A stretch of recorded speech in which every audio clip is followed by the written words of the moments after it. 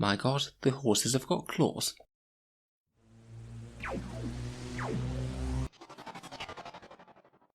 Hello and welcome back to Auspex Tactics, the strategy focused 40k channel where we're all about getting the most out of our miniatures on the tabletop.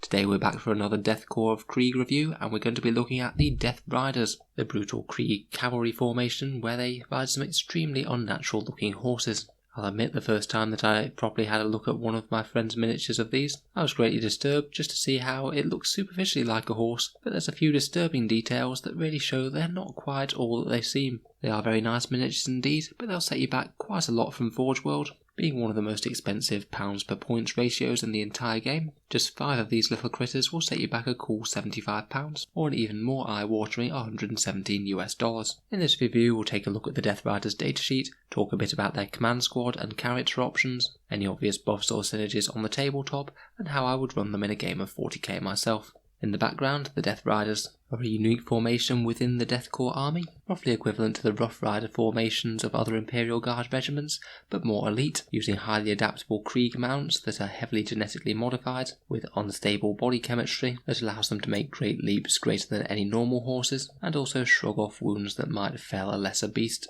Krieg steeds were developed during Krieg's centuries-long civil war, where the infrastructure to maintain and fuel vehicles broke down almost entirely, forcing the planet to turn to its stock of war horses to fill the gap. Now the Krieg are on the battlefronts of the 41st millennium once more. Death Riders are often attached to their regiments, used for battlefield reconnaissance, and replacing the Sentinel's traditional role within Guard regiments. Death Rider inductees are chosen for their initiative and aptitude, as these traits can be highly useful when you're a long way from commanding officers. It has been noticed by other regiments that Death Riders have a savage reputation for the merciless pursuit and destruction of fleeing enemy troops, and it's a common sight for Death Riders to be running down fleeing enemy defenders while the Kriegsmen move forward to capture their newly vacated positions. So let's take a look at their datasheets and how they function in 40k then.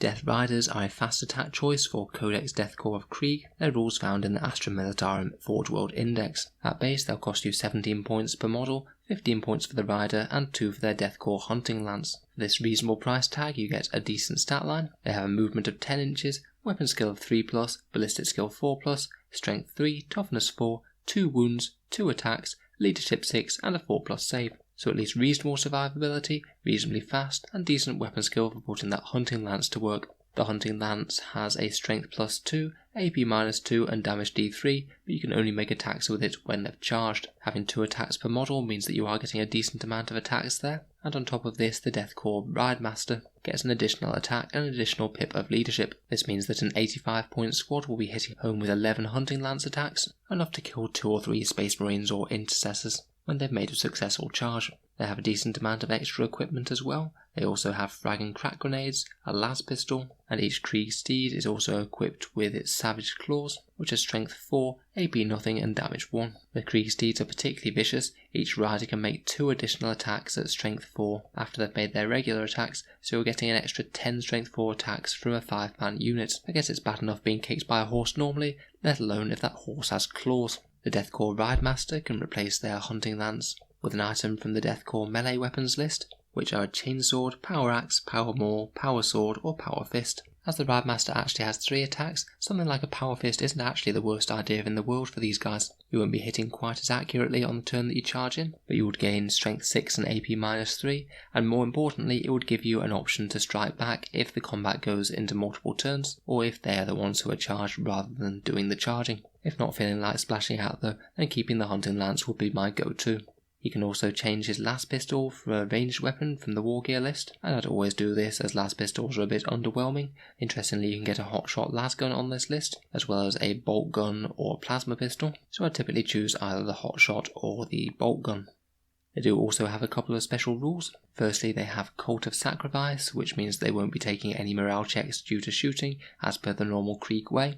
They have Augmented Mount, which is actually a decent survivability boost against light anti-infantry weapons. You basically have a 5+ feel no pain type save, where you ignore wounds on a 5+ if they're taken by weapons that have a strength 4 or less. Against these sort of weapons, which are kind of the ideal weapons for dealing with them, they give you essentially a plus 50% survivability boost, which is really good indeed, and at their reasonably hefty price tag, any rules that can stop them getting taken down quite as easily are very nice to have indeed. In addition, they also have War Strider, which means that the models don't suffer any penalty to their move when charging into terrain features, things like craters or woods or things. So overall, these guys are a reasonably expensive but reasonably tanky cavalry unit with decent movement and decent melee damage on the charge. Let's have a talk about their variants now, and we'll just talk through the ways that they differ to the standard Death Rider squad. First up we have the Death Corps Death Rider Command Squadron. This one's an elite choice rather than a fast attack, but only has 4 models in the unit, and this can't be increased up to 10 like the standard fast attack choice can. You get 4, no more and no less. At base they're armed exactly the same, and they don't get a Ride Master included in that, so they're very much as is. Interestingly, for Guard Command Squad options they have literally no options whatsoever, but retain the normal special rules including the Augmented Mount, Cult of Sacrifice and War Strider. However, there is a very good reason that you would take them, and I would absolutely recommend them if you are taking Death Riders, because they have the Flanking Maneuvers special rule. Basically, during deployment, you can set up this unit and up to 5 other Death Rider units on the battlefield's flanks instead of placing them on the battlefield.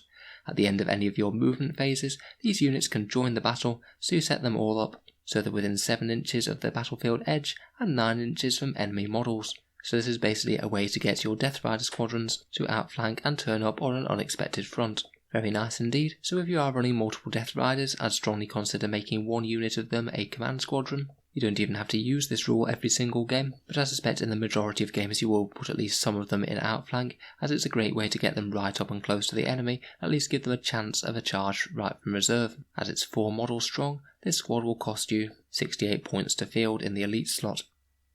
Next we have the Death Rider Commissar, who is a mounted commissar to support your Death Riders. He costs 35 points, and unfortunately is only equipped with a las pistol and chainsword rather than a hunting lance, as that's what the model from Forge World is equipped with. I do think that the Death Rider Commissar is a particularly lovely looking model. His profile is pretty similar to the standard Death Riders, the only changes is that he has a ballistic skill of 3+, 4 wounds, 3 attacks, and leadership 8, so he's not bad, but he's not enormously more fighty than the standard Death Riders. He can exchange his las pistol for a bolt pistol or plasma pistol, which for me are pretty much take or leave options. I'd think about upgrading to the bolt pistol for 1 extra point, but the plasma pistol is a bit questionable as you really don't want to be frying your own character with an overcharged plasma shot. And you can swap that chainsword out for a weapon from the Death Corps of Krieg melee weapons list, as we said, a power weapon or power fist. Again, a power fist might not be the worst choice ever on this guy, so at least he can contribute to decent melee alongside his Death Riders. Unfortunately, with the Cult of Sacrifice, it means that he's not quite as useful in Death Corps armies as commissars might be in other armies. The only buffing rules are Aura of Discipline, to allow a nearby unit to use his leadership rather than their own, and it's only 1 leadership point above the standard Death Rider squad in the first place, so it's only rarely going to come into effect, and then only in close combat when the squad isn't just wiped out in the first place. He also has Summary Execution, which is the rule for executing a guy and then re-rolling the morale test, which is going to come into effect even rarer, as you would have had to roll very high on your leadership test and also lost loads of models in combat for this to ever take effect.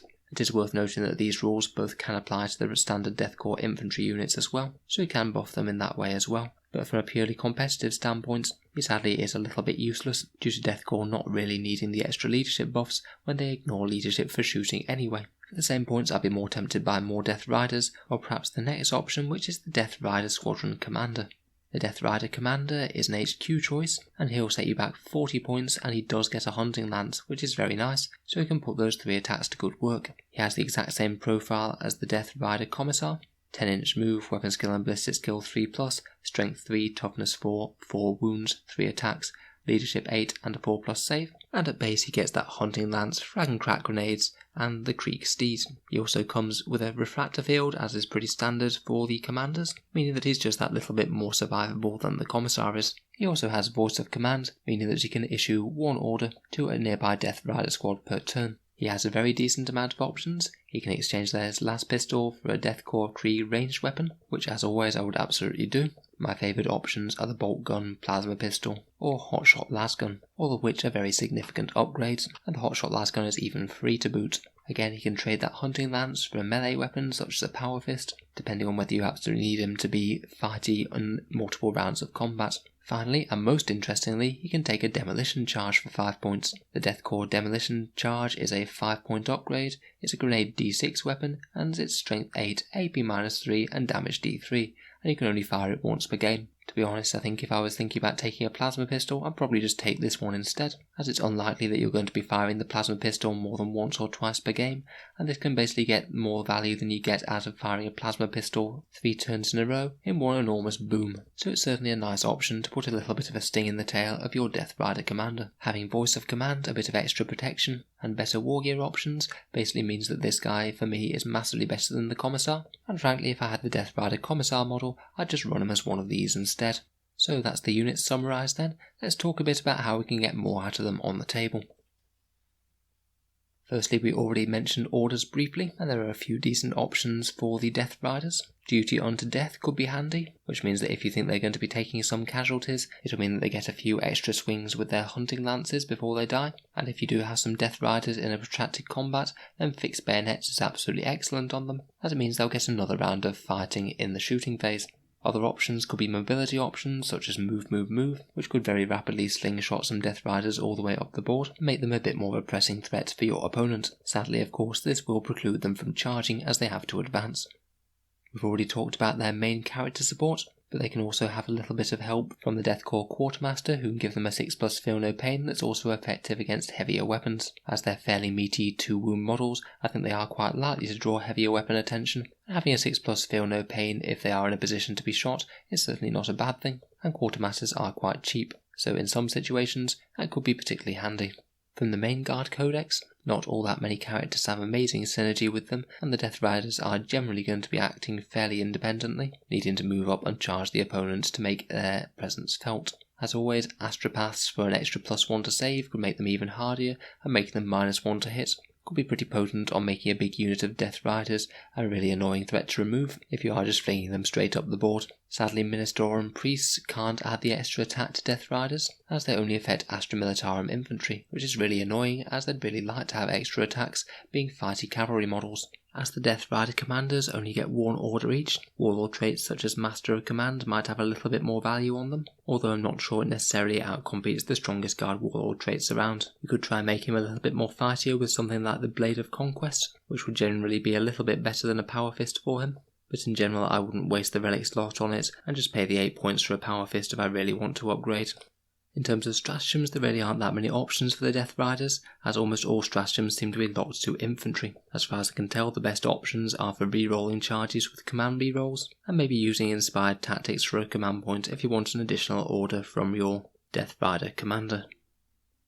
So how would I make the most of these guys in an actual game of 40k? In terms of fielding them as a whole with character support, I'd consider taking a few squads, maybe 3 of them, a Death Rider command squad, and the Death Rider commander to unlock the Death Rider command squad. As with the command squad rules from the FAQs, you do need a commander to unlock the command squad, by the way. I think I glossed over that earlier. This means that you have really quite a meaty contingent of melee horses that can either start on the board or outflank as the situation dictates. We've already talked a little bit about their war gear options. One of the main questions is whether or not you want to increase the squad size beyond the minimum, and in all honesty, with melee units like this, I'd be quite tempted to increase them to a bigger size, maybe even a 10-horse squad to make maximal efficiency of that order, and any command point re-rolling for charges that you might want to do. When you come to an actual game, I'd think about whether or not you're going to be starting them on the board, or whether or not you're going to be putting them in outflank. Outflanking is generally going to be stronger against armies that can't be everywhere all over the board. Against orcs or other sprawling guard infantry formations, you might struggle to set up anywhere meaningful and might well just be dropping in your own deployment zone. I'd say that outflanking is a bit of a stronger choice against elite armies, things like Space Marines, where you're almost always going to get into something fairly juicy when you set up 9 inches away from them. If you're starting on the board, naturally try and make what use of cover that you can. You probably want to be starting fairly front and centrally, just so your opponent can't just step back and completely ignore these guys for several turns. And at least if you're fairly front and central, then they need to think twice about whether or not they want to send any units into the midfield, unless they want to be hit by a bunch of hunting lances. If you can use any line of sight blocking terrain, then you certainly should, to try and keep them safe from enemy fire, as despite their special rules, they really aren't the toughest point for point still. They don't gain cover saves quite as easily as infantry, so prepared positions might not be a terrible idea for them if you're going second, as they'll be significantly more durable with a 3+ save. If you're starting on the board, I'd think about moving into the midfield, again trying to keep out of line of sight where possible, although it's not the easiest because you do need to be able to get around cover to be able to charge the opponent, and cavalry are a lot more limited than infantry, due to not being able to just go through ruined walls. If you do have any astropaths nearby, a big squad of Death Riders with the 2 psychic buffs that you can give them for durability will certainly provide the opponent a decent thing to chew through, and might take up a lot more firepower than you might expect. Otherwise, if everything's going well, you can hopefully get stuck into close combat, charging whichever threats that you can get to. In general, they're by far stronger against infantry with those claw attacks and those lances, but they'll get some damage against vehicles too. Against melee armies that are likely to be rushing you, you could use these as a decent countercharge threat, maybe keep them somewhere centrally in your army, and when you get charged on your front lines, then have a devastating countercharge to punch back. There's no reason to ride out to meet them if you know they're coming to you in the first place. When you are in combat, I'd certainly think about orders such as fixed bayonets for protracted turns, and maybe consider the duty unto death if you are just about to charge and you think you're going to take some casualties in return. If you're outflanking, generally you'll be wanting to come in as early as you can to make your presence felt on the game, ideally turn 2 if there's not too many problematic screens in the way. Or maybe wait till turn 3 if you think that you can eliminate those screens and give them a better chance of making a significant impact once the screens are dead. I'd absolutely consider using a command point to boost your chance of making the charge. Even with a CPV roll, you only have about a 50-50 chance of making it in at best. So again, if you can boost the squad's chance of surviving by keeping them in cover or something, then that's always a good thing. As with basically any melee unit, wrapping and trapping enemy units is a great way to survive against firepower, and if not, just piling into enemy gunline elements and stopping them shooting is also amazing.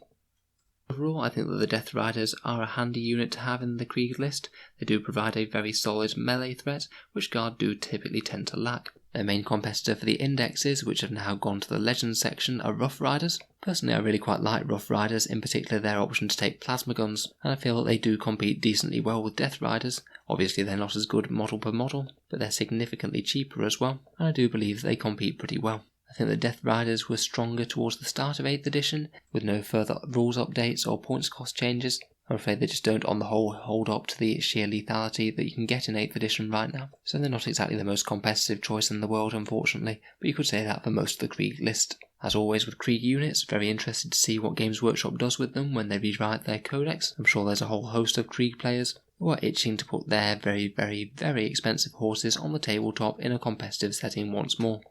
If you've got any insights into using the Death Riders, please let me know down in the comments. It's been fun to look into their options and support choices, and have a think about how we can get more out of them in a Krieg list. If you've enjoyed the video, consider subscribing. We will be doing a few more Krieg videos over the coming weeks, so either subscribe or check back later if you'd like to see more. If you'd like to support the channel, I do have a Patreon page, which helps keep all of these Guard videos coming and allows me to actually spend all this time making YouTube videos as opposed to working on my full-time job. The Patreon page also has a few other benefits for members, such as seeing videos early, voting on future videos, and the occasional prize draw. So if those sound like things that would interest you, then take a look at the link down in the description and give it a click.